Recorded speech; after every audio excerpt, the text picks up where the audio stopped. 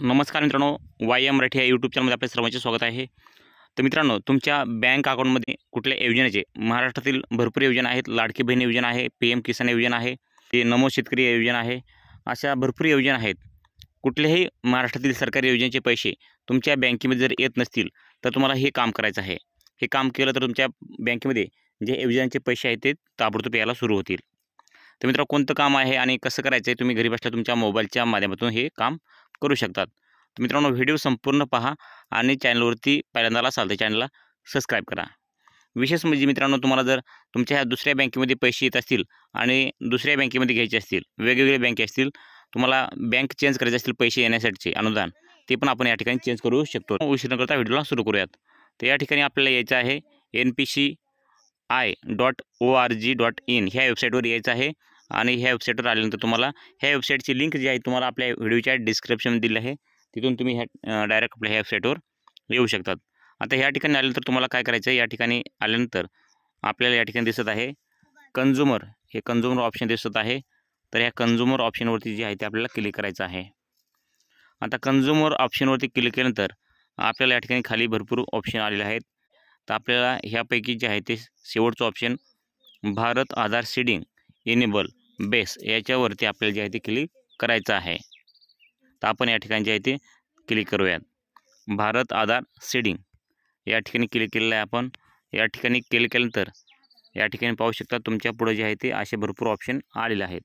तर या ठिकाणी ऑप्शन जे आलेले आहेत ते तुम्ही पाहू शकता साईडला। या ठिकाणी जे आहे ते तुम्हाला पहिलं आधार सीडिंग, डीसीडिंग, त्यानंतर अकाउंट डिटेल्स, त्यानंतर आधार मॅपेड स्टेटस, आधार मॅपेड हिस्टोरी, रिक्वेस्ट स्टेटस चेक, असे ऑप्शन आपल्याजवळ आलेले आहेत।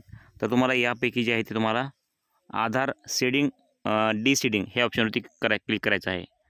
आधार सीडिंग डीसीडिंग या ठिकाणी पहिलं ऑप्शन जे दिसत आहे आधार सीडिंग डीसीडिंग, त्या ऑप्शनवरती जे आहे ते आपल्याला क्लिक करायचं आहे।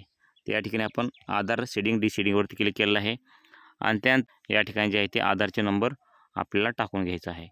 तर आधार नंबर टाकायचा आहे आणि त्यानंतर जे आहे त्या खालच्या साईडला सेडिंग हे ऑप्शन दिलेलं आहे, त्या सेडिंग ऑप्शनवरती जे आहे ते आपल्याला क्लिक करायचे। या ठिकाणी तुम्ही पाहू शकतात डीसेडिंग करायचं असेल साईडला करायचं आहे, पण या ठिकाणी सेडिंगचं ऑप्शन आहे, या सेडिंगचं ऑप्शनवरती आपल्याला टिक करायचं आहे। आता या ठिकाणी आपण आधार नंबर टाकलेला आहे आणि आधार नंबर टाकून जे आहे ते या ठिकाणी साईडला आपण सेडिंग ऑप्शनवरती जे आहे ते क्लिक केलेलं आहे। या ठिकाणी सेडिंग ऑप्शनवरती क्लिक केलेलं आहे आणि खाली आल्यानंतर आपल्याला जे आहे त्या बँकेचं नाव निवडायचं, आपली कुठली बँक आहे त्या ठिकाणी जे आहे ते आपण बँक निवडूयात। त्या ठिकाणी भरपूर बँका जोडल्या गेलेल्या आहेत, पहिल्या बँकी जास्त जोडलेल्या नव्हत्या। आता या ठिकाणी बँक ऑफ बरोदा, भरपूर बँके जे आपल्याला पाहिजे त्या बँके या ठिकाणी निवडल्या आहेत। तर या ठिकाणी state Bank of India he bank आपल्याला जी आहे ती निवडायची आहे, कारण का आपल्या ह्या बँकेमध्ये अकाउंट आहे। तर या ठिकाणी स्टेट बँक ऑफ इंडिया निवडलं आहे, आमचं खातं त्यामध्ये आहे। तर त्यानंतर आपल्याला खाली यायचं आहे आणि फ्रेश सीडिंग या ठिकाणी लक्ष देऊ नका। फ्रेश सीडिंग ऑप्शन एक आहे, movement same bank which other account, या ठिकाणी त्याच बँकेत पण दुसऱ्या अकाउंटला असं जोडायचं आहे। आणि त्यानंतर from one bank to other bank, म्हणजे तुमच्या दुसऱ्या बँकेत अकाउंट असेल तर आणि दुसऱ्या बँकेत म्हणजे तुमचं या ठिकाणी स्टेट बँक ऑफ इंडियामध्ये असेल आणि पोस्टाचं अकाउंट तुम्ही ओपन केलेलं असेल तर तुम्हाला पोस्टाच्या बँकेमध्ये तुम्हाला पैसे घ्यायचे आहेत, तर हे सर्वात खालचं ऑप्शन निवडायचं आहे।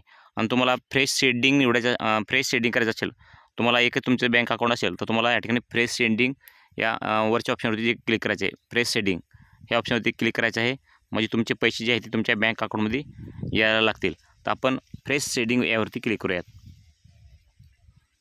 या ठिकाणी फ्रेश सेडिंगवरती क्लिक केलेलं आहे आणि खाली जे आहे तुमचा अकाउंट नंबर टाकायचा आहे।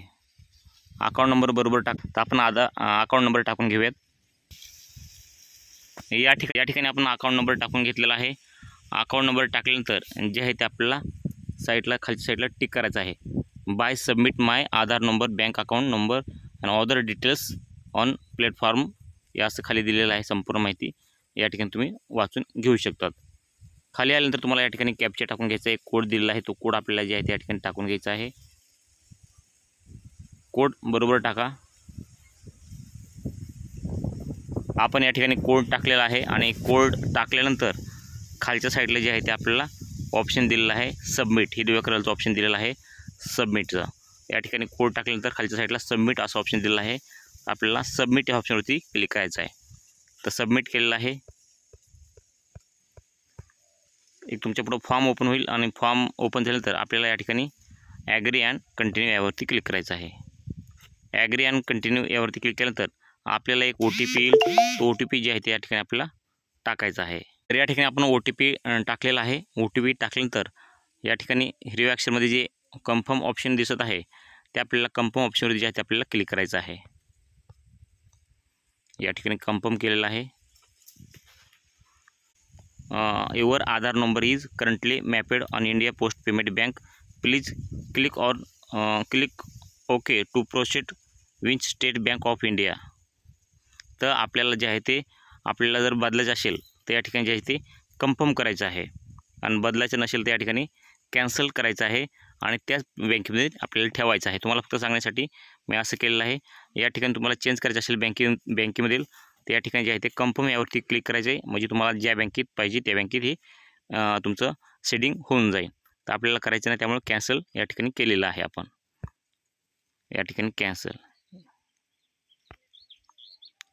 आणि त्यानंतर तुमचं आधार मॅपेड स्टेटस जर तुमच्या कोणत्या बँकेमध्ये सुरू आहे हे पाहायचं असेल तर आपण या ठिकाणी अशा प्रकारे पाहू शकतो. तर आता आपण बघितलं की पोस्ट पेमेंट बँकेमध्ये आहे. तुम्हाला जर स्टेट बँक ऑफ इंडियामध्ये करायचं असेल तर तुम्ही या ठिकाणी कन्फर्म आपल्याला करायचं होतं. आपण कन्फर्म केलं नाही, कॅन्सल केलेलं आहे. तर या ठिकाणी तुम्ही पाहू शकता आपण पोस्ट बँकेमध्ये त्यांचं जे आधार शेडिंग आहे तर ते दाखवते का बघूयात. तर या ठिकाणी आपण आधार नंबर टाकलेला आहे. आधार नंबर टाकून आपण कॅप्चा टाकून घ्यायचा आहे.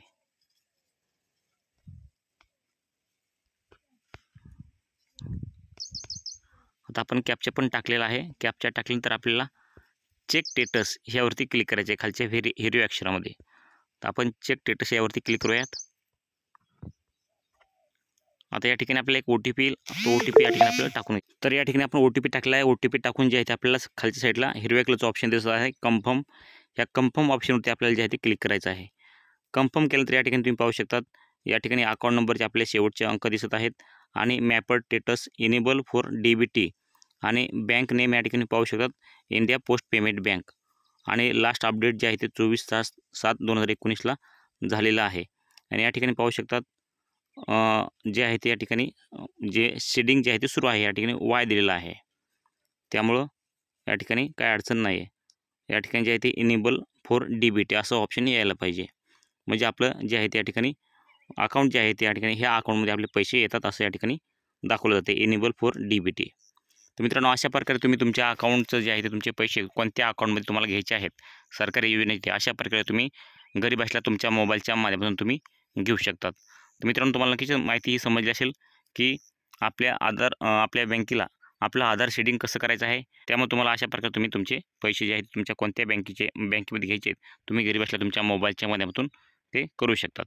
मित्रांनो माहिती तुम्हाला थोडी पण आवडली असेल तर व्हिडिओ लाईक करा. तुमच्या मनामध्ये काय प्रश्न शंका असतील तर आम्हाला कमेंट करून सांगायला विसरू नका. भेटत नवीन माहितीसह नवीन व्हिडिओमध्ये. तोपर्यंत जय हिंद, जय महाराष्ट्र.